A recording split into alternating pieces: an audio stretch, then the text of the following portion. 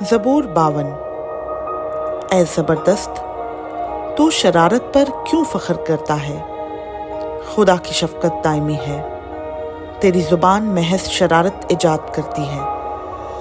اے دغاباز، وہ تیز استرے کی مانند ہے، تو بدی کو نیکی سے زیادہ پسند کرتا ہے اور جھوٹ کو صداقت کی بات سے۔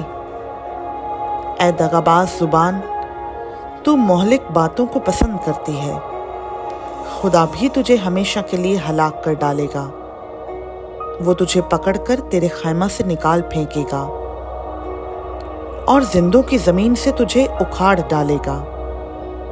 صادق بھی اس بات کو دیکھ کر ڈر جائیں گے اور اس پر ہنسیں گے کہ دیکھو، یہ وہی آدمی ہے جس نے خدا کو اپنی پناہ گاہ نہ بنایا بلکہ اپنے مال کی فراوانی پر بھروسہ کیا اور شرارت میں پکا ہو گیا۔ لیکن میں تو خدا کے گھر میں زیتون کے ہرے درخت کی مانند ہوں، میرا توکل عبدالآباد خدا کی شفقت پر ہے۔